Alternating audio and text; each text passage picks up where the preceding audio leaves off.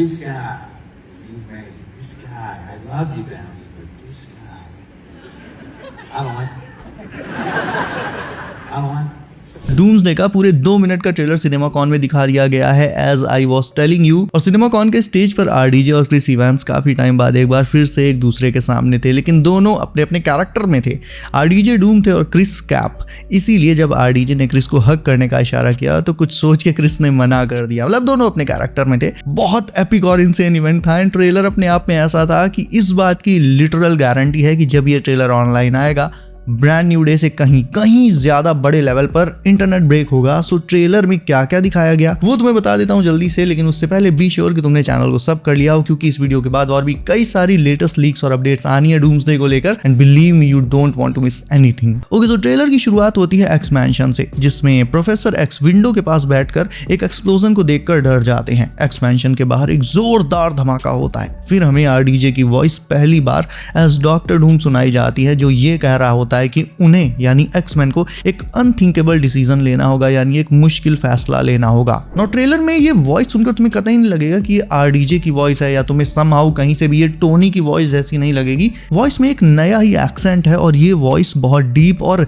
Badass लग रही है। इसके बाद एक्स मैंशन में ही डॉक्टर डूम एक सुपर हीरो लैंडिंग करता है। उसने मास्क और फुल आर्मर पहना हुआ है एंड डिजाइन सेम वैसा ही है जैसा पहले के पोस्टर्स में था। अब क्योंकि फिलहाल ये फर्स्ट ट्रेलर है तो इसमें मेन फोकस एक्समैन यूनिवर्स पर रखा गया है। 616 यूनिवर्स को लेकर बहुत ही कम सीन्स हैं और वो इसलिए ताकि इससे हाइप भी बने ट्रेलर से, लेकिन जरूरत से ज्यादा रिवील भी ना हो। मतलब ये बहुत सही और बैलेंस्ड स्ट्रैटेजी है मार्वल की। ट्रेलर में आगे गैम्बिट वर्सेस शैंग-ची का एक एपिक फाइट सीन दिखाया जाता है, कार्ड्स वर्सेस रिंग्स। नाउ ये scene clearly Avengers versus X Men का टीज है।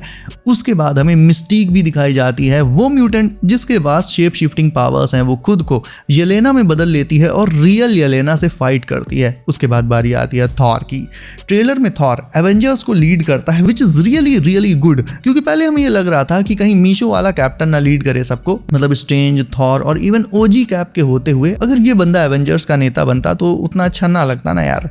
उसके बाद थॉर एवेंजर्स से कहता है कि तुम सारे हीरोज को अपने अपने डिफरेंसेस भुलाकर इस नए थ्रेट के अगेंस्ट एकजुट होकर लड़ना पड़ेगा। बेसिकली यहाँ पर थॉर नए एवेंजर्स से उनके बीच के जो झगड़े हैं, उनके बीच के जो मसले हैं, उन्हें सेटल करके इकट्ठा होने को कहता है। थॉर की ये स्पीच काफी लंबी थी। इसमें थॉर ये भी कहता है कि वो एवेंजर्स, वो हीरोज जो आज तक मारे गए, कुर्बान हो गए, अगर हम आज एकजुट नहीं हुए और इस नए खतरे यानी डॉक्टर डूम को नहीं रोका तो उनकी कुर्बानी बेकार चली जाएगी। थॉर खुद भी इस ट्रेलर में डूम से काफी डरा हुआ है और उसका रीजन आगे तुम्हें खुद पता चल जाएगा। उसके बाद ट्रेलर में हमें एक न्यू एवेंजर्स टावर दिखाया जाता है, जिसमें एक नया एवेंजर्स लोगो भी लगा हुआ है और बिल्डिंग का शेप भी ब्रांड न्यू है, यानी पहले वाले स्टार्क के एवेंजर्स टावर्स से बिल्कुल डिफरेंट। उसके बाद हमें वही डेजर्ट दिखाया जाता है जो 4th टीजर में हमने पहले भी देखा था। ये रेगिस्तान एक्चुअल में एक ओशन हुआ करता था, बट नेमोर ने इसका सारा पानी किनारे की तरफ करके इसे सुखा दिया। ऐसा करने का रीजन है वकांडन्स और नेमोर के बीच का झगड़ा। यही इसी डेजर्ट में फैंटास्टिक फोर आकर वकांडन्स से मिलते हैं और जितना मुझे समझ आ रहा है नेमोर एक्चुअल में फैंटास्टिक फोर से अग्री नहीं करेगा, क्योंकि वकांडन से उसे वैसे भी नफरत है। और क्योंकि फैंटास्टिक फोर पहले नेमोर के पास ना आकर वकांडन्स के पास गए तो बात भाई के ईगो पर आ गई है। लीक्स भी इसी तरफ इशारा करती हैं कि नेमोर एक्चुअल में विलन साइड रहेगा, यानी वो डूम की टीम में हो सकता है, जैसे लाइक मैग्नीटो। अब मैग्नीटो ने ऐसे ही तो न्यू जर्सी नहीं उड़ा दिया मूवी में, जाहिर है वो डूम के मैनिपुलेशन में काम कर रहा था और सेम चीज नेमोर के साथ भी होगी।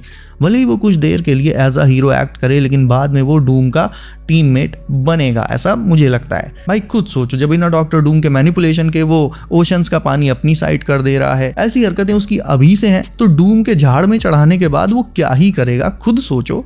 उसके आगे फिर थॉर कहता है कि मैंने बहुत से खतरों का सामना किया है, लेकिन किसी ने भी मुझे इतना नहीं डराया जितना ये।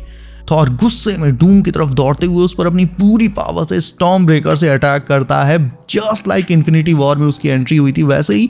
लेकिन डूम बड़े आराम से स्टॉर्म ब्रेकर को सिर्फ 2 उंगलियों से, अपनी 2 फिंगर्स से रोक देता है। तब थॉर को पता चलता है कि उसका सामना किससे है और शायद यही रीजन ही है कि थॉर डूम से काफी डरा हुआ है। इसके बाद थॉर कहता है कि वी नीड अ मिरेकल, यानी डूम से जीतने के लिए हमें एक्चुअल में कोई चमत्कार चाहिए। और फिर वो मिरेकल हो भी जाता है। पीछे से आवाज आती है हे पैल, और म्योल्निर थॉर के हाथ से छूटकर सीधा जाता है ओजी कैप्टन के हाथ में, यानी ये आवाज थी स्टीव रॉजर्स की। और यहाँ पर मेरी वो प्रेडिक्शन सच हुई जो मैंने तुम्हें बताई थी कि इस टीजर में जिसमें कैप्टन को क्लीन शेव्ड और शॉर्ट हेयर्स में दिखाया गया है, एक्चुअल में इसमें एडिटिंग करी गई है हमें मिसडायरेक्ट करने के लिए, क्योंकि मूवी में स्टीव के लॉन्ग हेयर्स होंगे अलॉन्ग विद द बियर्ड और ट्रेलर में भी Steve had long hairs along with the beard. पूरा इन्फिनिटी वॉर वाला हेयर कट मान लो, और बस फिर title card roll and trailer खत्म। अब वैसे तो सिर्फ ये ट्रेलर ही नहीं आया है, बल्कि इसके साथ और भी बहुत सारी नई लीक्स भी आ गई हैं मूवी को लेकर, वो मैं तुम्हें इसके बाद वाली वीडियोस में बताऊंगा।